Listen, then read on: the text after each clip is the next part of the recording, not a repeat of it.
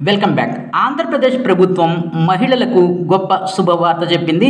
ఎప్పుడా అని ఎదురు చూస్తున్న ఉచిత గ్యాస్ సిలిండర్ల పథకానికి సంబంధించి ఆంధ్రప్రదేశ్ ముఖ్యమంత్రి చంద్రబాబు నాయుడు స్వయంగా దీనికి సంబంధించినటువంటి కీలక ప్రకటన చేశారు. దీని వివరాలు మనం ఈ వీడియోలో చూద్దాం. అంతేకాకుండా ఈ పథకానికి ఎవరు అర్హులు, ఈ పథకానికి కావాల్సినటువంటి డాక్యుమెంట్స్ ఏంటి, ఈ పథకం ఎప్పటి నుంచి రాష్ట్రంలో మొదలు పెట్టబోతున్నారు, ఈ పథకానికి సంబంధించినటువంటి పూర్తి వివరాలు మీకు ఈ వీడియోలో తెలియజేస్తా. దయచేసి ఈ వీడియో చివరి వరకు చూడండి.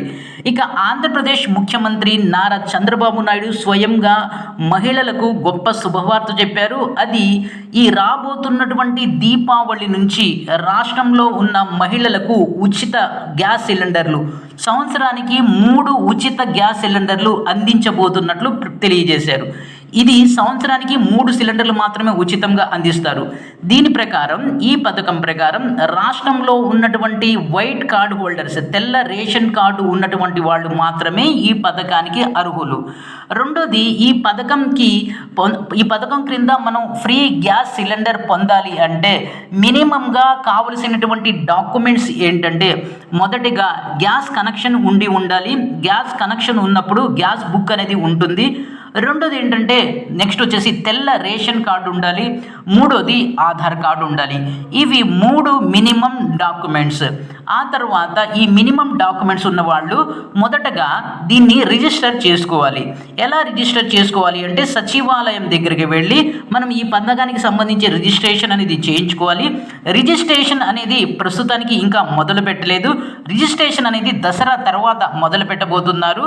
ఈ పథకం క్రింద రాబోతున్నటువంటి దీపావళికి మొదటి ఉచిత గ్యాస్ సిలిండర్ అందించబోతున్నారు. దీపావళికి అందించిన తర్వాత మళ్ళీ 3 నెలల తర్వాత, అంటే 4వ నెలలో మరో ఉచిత గ్యాస్ సిలిండర్ అందిస్తారు. ఆ 2వ సిలిండర్ అందించినటువంటి 3 నెలల తర్వాత 3వ గ్యాస్ సిలిండర్, ఏదైతే ఉచిత గ్యాస్ సిలిండర్ ఉందో అది అందిస్తారు. సో ఈ విధంగా 3 నెలల గ్యాప్తో 3 సిలిండర్లు ఉచితంగా అందించడం జరుగుతుంది. ఈ పథకానికి అర్హత ఏంటంటే, మొదటిగా తెల్ల రేషన్ కార్డు ఉండాలి, రెండోది ఆధార్ కార్డు ఉండాలి, మూడోది ఇప్పటికే గ్యాస్ కనెక్షన్ ఉండాలి. ఈ అర్హతలు ఉన్నటువంటి వాళ్ళు త్వరలోనే ఆంధ్రప్రదేశ్ ప్రభుత్వం ఈ రిజిస్ట్రేషన్ ప్రాసెస్ని స్టార్ట్ చేస్తుంది.